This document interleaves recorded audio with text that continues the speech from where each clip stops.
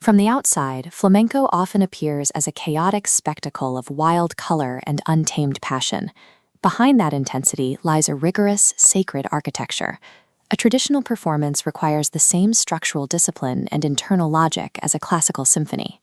The entire art form is constructed upon an unbreakable triad: the cante, which is the song, the baile, the dance, and the guitarra, the guitar. Because there is no conductor and no sheet music, these three distinct voices must communicate with absolute precision. Understanding flamenco requires recognizing how these artists listen to one another in real time. The history of this music is written directly into the geography of Andalusia in southern Spain.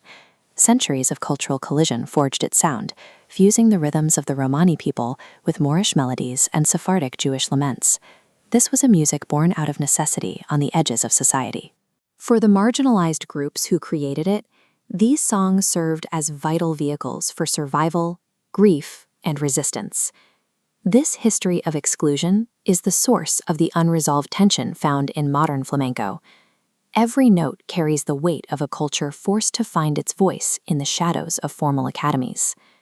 At the absolute center of this universe stands the singer. The cante is the undisputed anchor, providing emotional weight and governing the musical structure. This is the compás. It's a recurring 12-beat cycle, acting as the temporal grid for the group.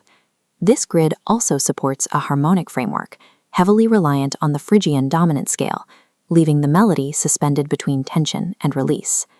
The singer's adherence to this strict rhythmic grammar is the only element that keeps the performance from collapsing. It is the invisible floor that allows the other artists to move with confidence. The guitar enters this space as a driving rhythmic engine, providing the percussive momentum that dictates the pace of the dialogue.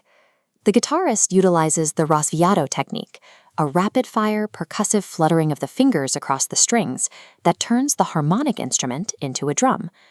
The dancer responds through zapateado, using calloused heels and toes to strike the stage. They become a master percussionist, answering the guitar with wooden resonance. To navigate this improvisational space, the artists use llamadas. These nonverbal physical and visual cues act as structural gear shifts, signaling a change in the rhythm or the start of a new section. Mastering this precise physical vocabulary allows three independent artists to function as a single real-time entity, shifting and responding with every beat.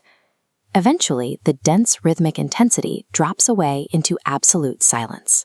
These sudden, dramatic pauses occur right at the edge of the performer's physical exhaustion. After minutes of maintaining the grueling 12-beat compás, the fatigue forces the conscious, calculating mind to let go. This is the moment of duende, an elusive state of raw emotional authenticity. Here, the years of technical discipline become instinctual, and the barrier between the artist and the art form disappears. The rigid architecture of flamenco provides the safety required to take these risks.